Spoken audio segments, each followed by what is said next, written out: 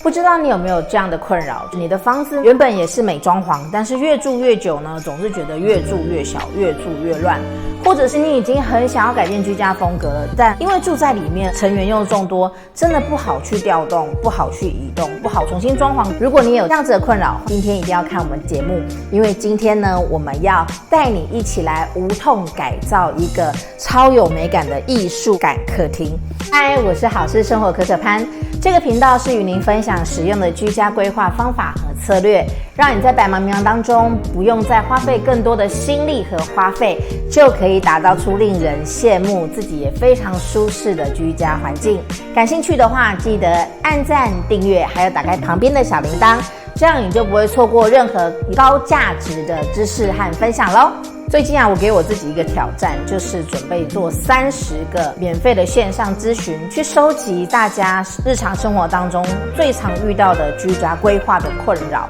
收集这样的困扰呢，是为了为未来可以有一套有系统的课程来协助大家针对这些痛点，然后去得到解决。咨询的过程当中我看到好多朋友跟我回应说，哎呀，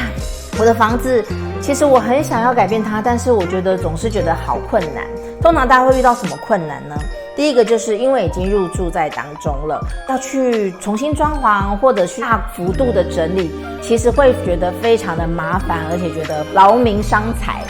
那第二个呢，就觉得说，即使我想要做，但是我也没有方向，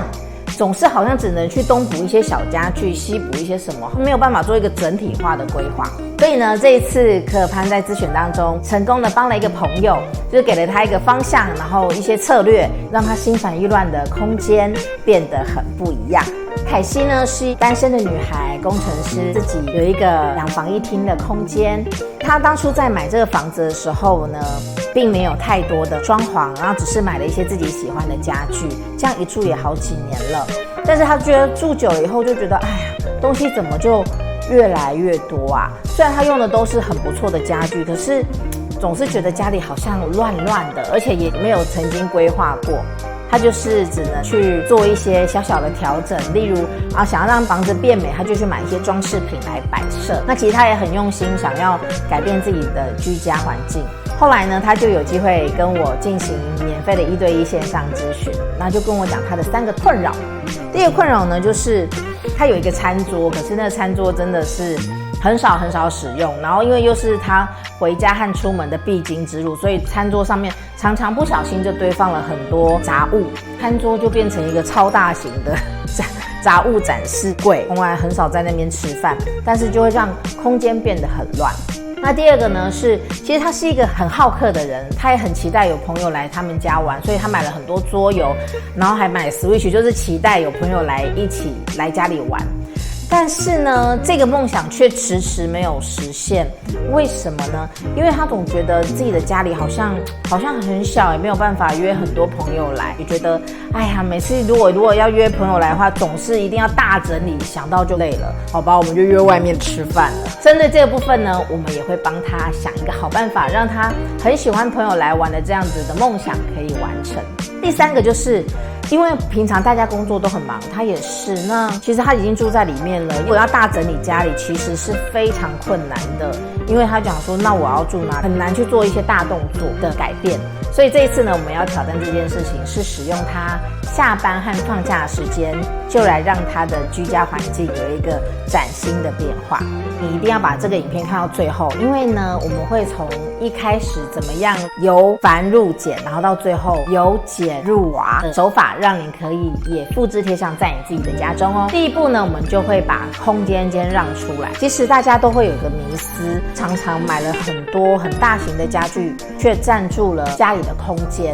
你有没有这样的经验？像凯西小姐她家里就有一座非常大的电视柜，那这电视柜就占据她家一大块的空间，也看起来很厚重。款式呢，其实已经是20几年的，也是蛮经典的款式。但是呢，对他来讲，他其实会比较想要有更多的空间，所以呢，我们这一次呢，就让他已经服役20多年的电视柜暂时退休，荣升到另外一个空间，成为多功能式的一个收纳空间，把他的所有放在客厅的一些不常用的物品呢，可以直接收纳到他的客房、书房里面。这样子把客厅的空间就挪出了一大块，空间马上就变得非常的清爽。那这样子把空间让出来以后，整个视觉还有整个动线就会变得非常宽敞。那再来，我的那些收纳物品要怎么办呢？其实啊，我们很多人都会有这样的习惯，家里的东西很容易随手就放，随手就有平台就堆。为了要来无痛的调整这样子的生活习惯，让自己的客厅随时随地都是非常干净的，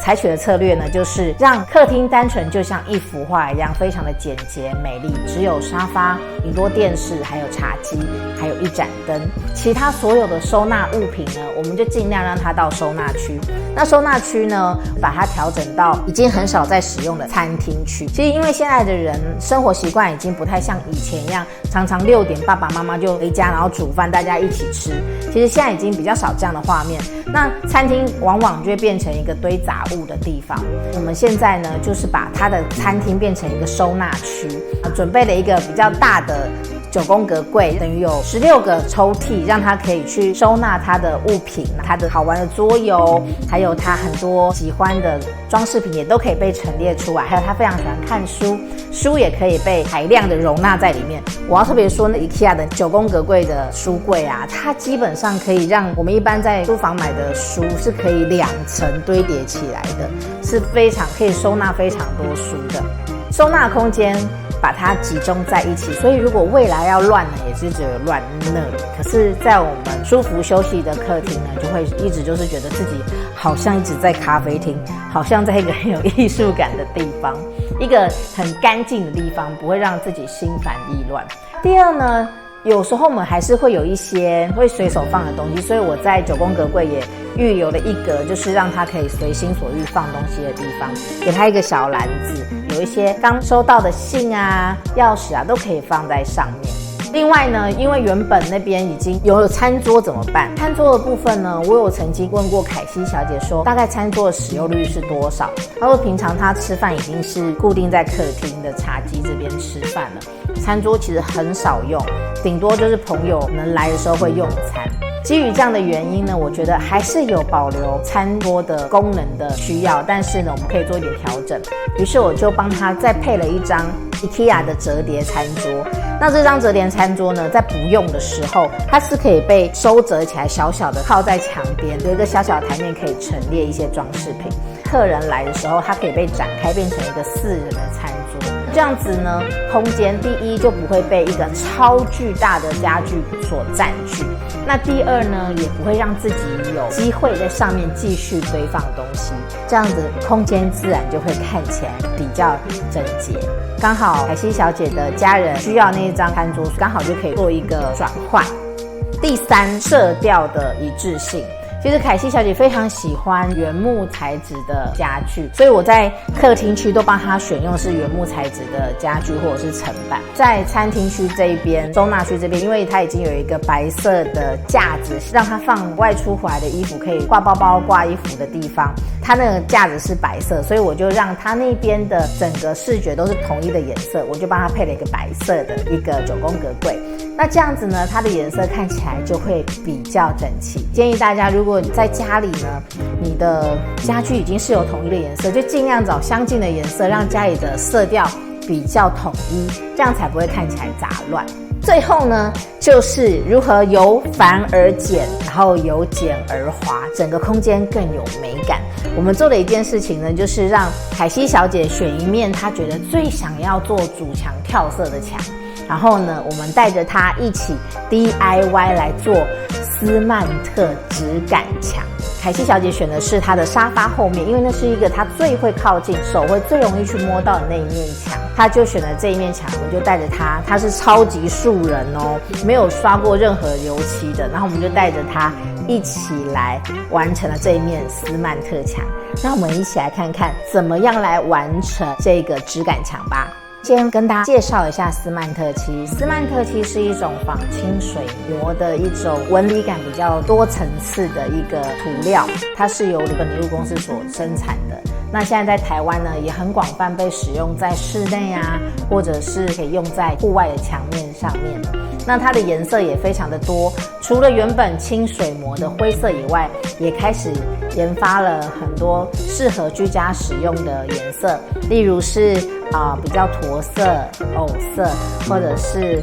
浅灰色，甚至是喜欢比较大胆的尝试，它也出了水蓝色，然后土耳其蓝，还有紫色等等的非常多的选择。它的整个完工的墙面呢，会比较有光泽感，而且摸起来是非常平滑的，然后会有一种我觉得它有一点点皮革感，大家可以去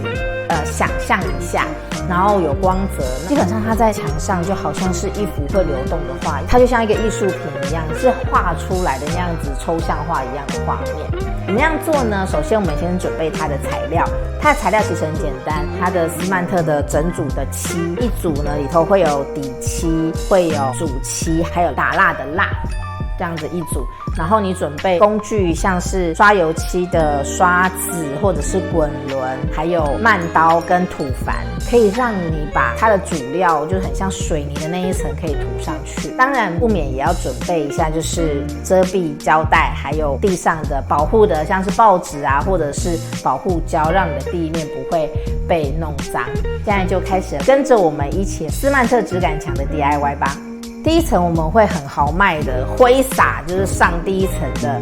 底漆。那底漆的颜色呢，会看起来比较深一点，它不像是一般刷油漆的方式，需要非常工整的去刷它，就是非常豪迈的让墙上一层薄薄的漆就好了，即使有一点点不均匀也是没有关系的。然后呢，我们的凯西小姐说超疗愈的，因为真的没有什么机会可以随便拿着一支画笔，尤其他是喜欢画画的人，可以拿着一支画笔，然后在这么大的画布上面挥洒，他觉得超级疗愈的。然后我也想到，我觉得这个也是很适合全家一起做的事，因为它不用很工整啊，所以你们家的小朋友可以一起来参与，这样是不是很好玩？就全家都一起来改造。好，所以底漆上去以后呢，会像这样。那再来呢，等到它干了以后，大概给它半个小时，干了以后，我们就是再上主材。主材会是比较像泥状，然后呢颜色会浅一点点。那我们会放在土矾上面，然后用慢刀去刮它，然后让它一层一层在上面。特别是要留意，先把墙面上有白色的部分先处理，然后再均匀的在整个墙面去做这样子的慢凹的处理，让墙面有一种纹理感。再来呢，整个主墙等到它干了以后，我们用磨砂纸，然后特别是针对有凹凸不平的地方，轻轻的，就像是擦手机萤幕或电脑萤幕那样子，轻轻的方式去带过这一些地方，把整个墙面呢稍微做一个打磨。很多师傅有时候可能是用比较大力的磨法，大家可以看你想要的效果来参考。那我们这一次用的方法是用比较轻柔的手法去做纹理的处理。这一层打磨之后呢，您可以看一下你想要的效果。你想要层次多一点，颜色厚重一点，你可以上第二层上去，把它稍微磨平以后，再上第二层的主材，才不会你再上第二层主材显得很厚重，或者是凸出来的地方更突出，再去做磨砂的一个动作。那在磨砂完成之后呢，再来就是上保护漆，只要薄薄的一层去整面的打蜡，留意不要让那个蜡很厚的在墙面上，不然会感觉比较厚重，就是轻轻的一层在墙面上，然后最后它就会变成一层防水的比较抗污的一个保护层，然后也会显得也比较有一点油亮感，就会让整个墙面的光泽感还有手感会凸显出来。准备好了吗？那我们要来看我们的成品咯。3、2、1。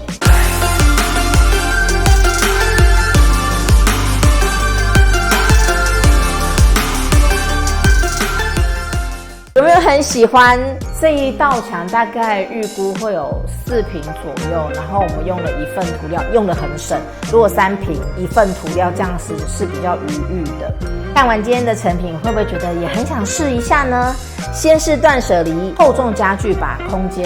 理出来。第二，把家里分区，舒适的休息区跟收纳区分开，一分为二，让家里永远远远看起来都很干净。如果乱，也只有乱一小区而已。好，第三呢，就是增加艺术感，像是这一次我们用的是质感斯曼特主墙，让家里的艺术感被凸显出来。然后呢，之后也可以放上自己喜欢的装饰品。看完成品以后，是不是也很想要跃跃欲试，想让自己的家也变一个风貌，而且可以用你下班的时间、放假的时间就可以来完成它？那之后呢，也会有其他集跟大家分享整个房子规划完的样子，请大家敬请期待。假设呢，你也像凯西小姐一样，自己的家中想要有一点改造，或者是呢，你刚买了房子，正要准备来规划空间，但是还没有什么头绪，欢迎你预约我们的免费1对1线上咨询。我们会透过 Zoom 跟你有一个线上的1对1的时间，了解你的需要，同时也去帮你想一个可以解决、轻松达到更好的居家环境的一个方法。如果你也想要免费咨询的话呢，也欢迎在下面留言说我要咨询。我们只有30个名额，结束之后呢，就要进行到下一阶段。那下个阶段呢，针对大家的需求去规划出一套有系统的课程，帮助你呢不用再更多的心力还有花费，就能够打造出你自己所满意、适合你的居家生活，让你做你自己家的室内设计师哦。最重要的是，透过这样子亲手去规划和完成的居家环境，是可以让全家人凝聚在一起，打造一个属于你和你的家人独一无二的生活空间。喜欢今天我们的分享吗？如果喜欢的话呢，在下面也留言告诉我哟。或者是你也可以跟我分享，你平常在居家规划的时候，特别是在客餐厅，会遇到什么问题？收纳不够，或者是很杂乱，或者是没有艺术感、没有美感呢？欢迎跟我分享你的困扰。未来我也会拍片来跟大家分享如何提升自己居家的美感。今天的节目就到这里咯，希望你喜欢。那我们几天后再见咯，拜拜。